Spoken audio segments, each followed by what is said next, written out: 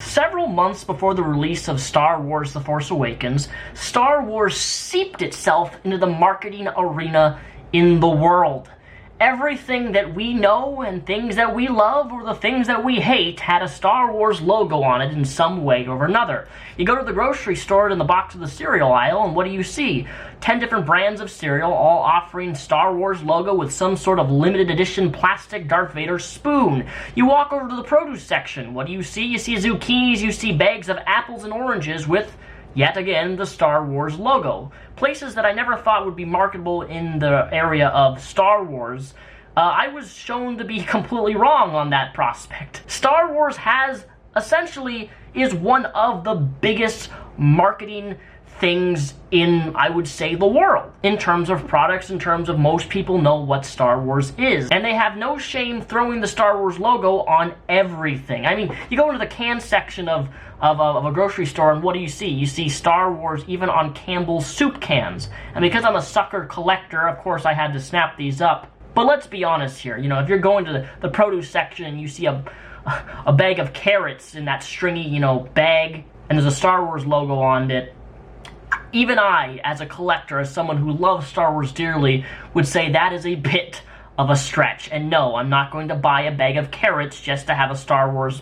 piece of paper on the bag. That's too much even for someone as a collector of everything Star Wars. But with the launch of Star Wars The Force Awakens, I had a company contact me, and they said, hey Daniel, we will send you a free product to review on your YouTube channel for absolutely free as long as you review it. And me being the Star Wars guy that I am, I said, hell yeah, I'll review a product on YouTube, on my YouTube channel, and give you free publicity, assuming that the product is an absolute shit. And when you have a price tag as big as this one right here, we would assume that the product wouldn't be shit. You know, just because you throw the Star Wars logo on some perfume and some cologne, that doesn't mean that the cologne and perfume is somehow any better than normal cologne that you would buy. You know, we've fallen into this marketing trap, even myself. I mean, again, Campbell's soup can. We have fallen into this marketing trap that anything with a Star Wars logo on it must be good. Anything with a Star Wars logo on it,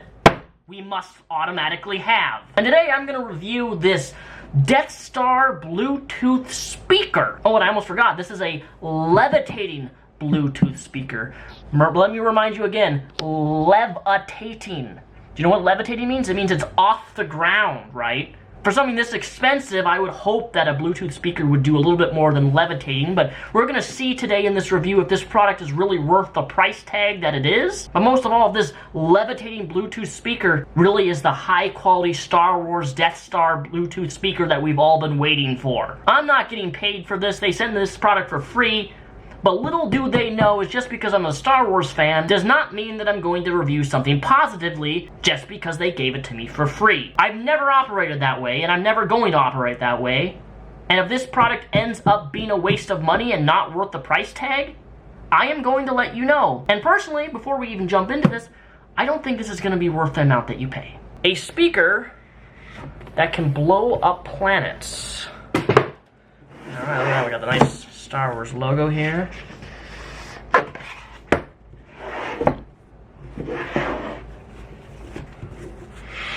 Oh, the smell of foam is just, ugh.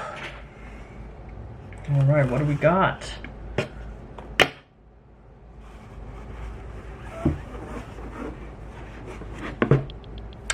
Okay, so right off the bat, this actually has quite a bit of heft to it. It's not a bad size. I can say that this is hard plastic. You know, this is not solid metal. I mean, this is a Death Star after all. We'd expect, you know, this to be at least solid metal, not some flimsy plastic, but okay. You know, it's still pretty heavy though, despite, you know, this is a heavy Death Star for the size. This would definitely make a good, hey, Mara, come here. Come here. Come on, mommy. Come here. Come here. You want the ball? You want the ball, Mara? It's too big. It's too big. It's not gonna fit in your hand. It's not gonna fit in your mouth. No, it's not. Yeah, it's too big. Too big for her.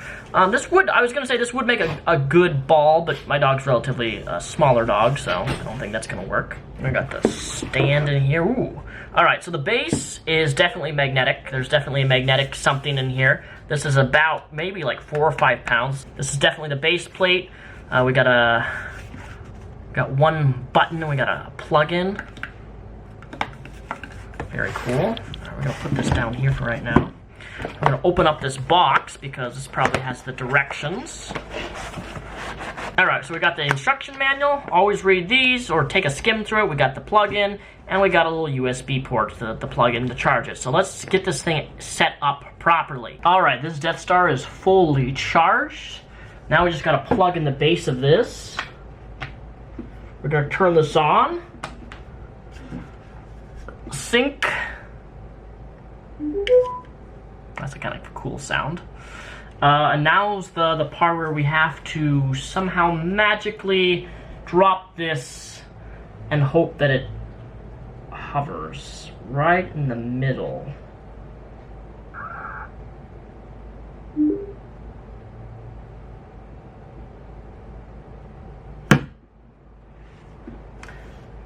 Let's try this again. What is that noise? I do not know.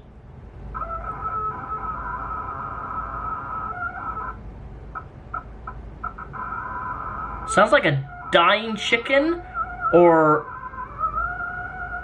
is that the noise that Wookiees make when they're having sex? I don't know, but that's a very, I don't know what noise is that. I don't know if that's from the speaker or the magnetic pole that's happening here. Alright, let's try it with this. See if this makes any difference.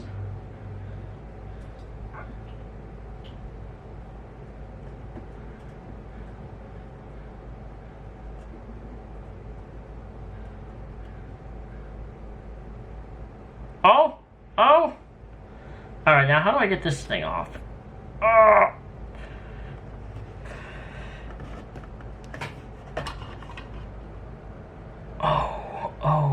Oh.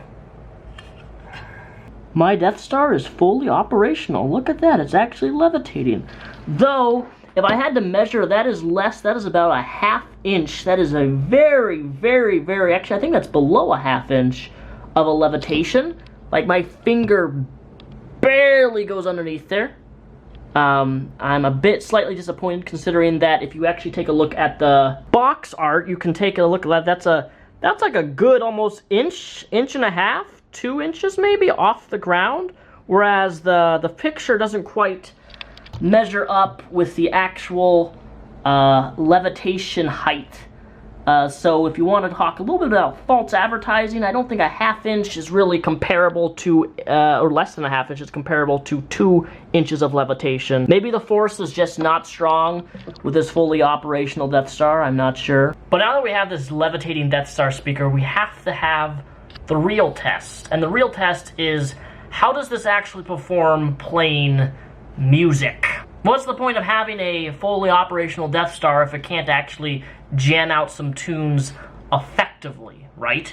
I mean, that's what the main product is. This is a speaker, not the fact that it hovers less than a ½ inch off the base plate. This is a speaker, so naturally, the Death Star being one of the most powerful weapons in the galaxy, we would assume that the speaker is actually well-rounded and it produces some high-quality tunes, but let's test it out. See if this is worth the price tag of $150. On your phone, pull up Bluetooth. Right available device is Death Star. Seems appropriate. I'm pairing my phone with the device right now. Got a little sound. It is now time for the audio test of this small levitating Death Star Bluetooth speaker.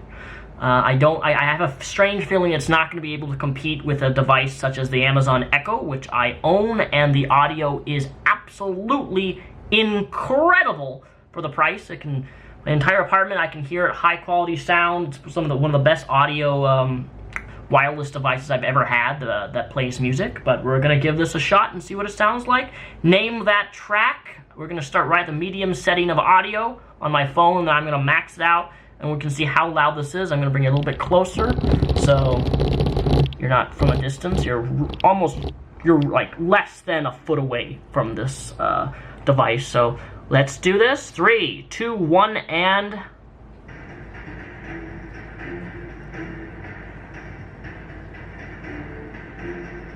okay, this is like the medium audio setting that this is. It's relatively quiet.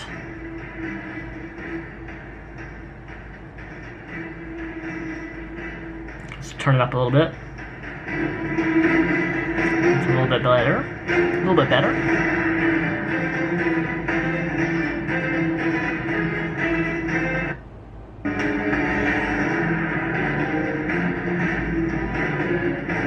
Skip a little more. Okay, this is max level right now.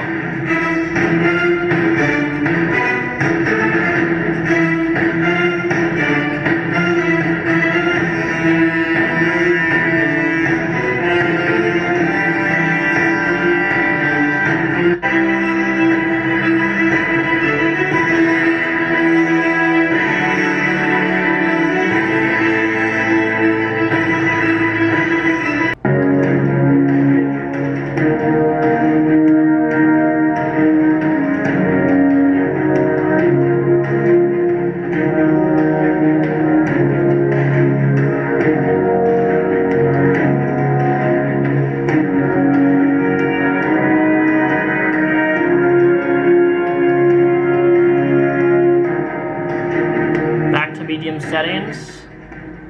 This is right in the middle. Man, that's quiet. Like, in order to actually hear this, I have to put it almost all the way to max on my phone, audio-wise. This is max again right now. We're gonna stop right there. All right, so first impressions of audio, hands down, not good. Not good at all. The fact that I have to max out my volume in order for this to execute, you know, sound where you can actually hear it effectively. If I was in another room on medium settings, I would not be able to hear that at all. It's really quiet. The problem is that I don't know if you can hear it through this video or not, but when I put it to max, the audio is slightly distorted. It is not clear. It's almost as if the speakers are not able to produce the it's not clear. The clarity of what you're listening to, and that was Destiny 2, by the way, in case you didn't know the 2 tracks. Not good. Not good at all. I don't like the fact that I have to max it out in order to effectively hear it in the other room. But at the same time, you lose audio quality because it's distorted. The speakers are not able to contain and spread clarity. And I'm assuming that's because of probably the speakers inside this are really, really small. I don't know. I don't know at all. But what I do know is the concept behind this Levitating Death Star speaker is cool. The concept is cool. I just wish that it didn't cost as much as it did, and I feel as if you pay money for this, you are essentially wasting your money because it's not worth over $150, which is what this runs. I've seen it listed for $150 to $170. So between that range, I would recommend just get an Amazon Echo. The audio of those are incredible, super loud. You can amazing. I mean, I love Star Wars, don't get me wrong, but I'm not going to be biased with reviewing this product that I got for free. It's a cool concept. I love the concept. But, again, you have false advertising. It levitates less than a ½ inch off the ground. The image on there shows that it levitates looks like it's like, you know, 2 inches off the ground, which would be a lot cooler. It does spin. I like that. It does play music through Bluetooth. No issues with connecting to Bluetooth or anything like that. It was a bit of a frustrating to get.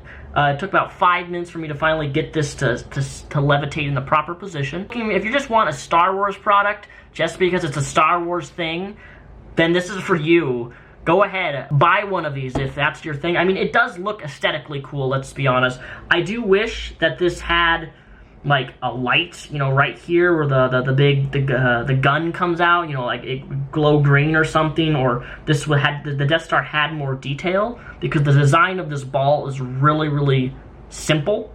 And I think for something that you're paying $150, $170 for, you could make it more detailed, like have the plastic have etching in it or something to, you know, show that it's an actual Death Star, right? Like an actual Death Star like this, and have more detail to the actual Death Star itself, rather than just, you know, plastic everything. So, you be the judge. That was the audio test. I don't think it was that good. You can get something much better for the price that you pay for this. Let me know what you guys think down below in the description. And let me know if you guys like this review, because if you like this review, I have companies that send me stuff all the time, and I usually don't review it, because I don't think that people really are ever interested in any of my reviews, but who knows? Maybe you guys will like this, maybe you guys will not. I do not let free things get in the way of my review of products. Don't waste your money on this.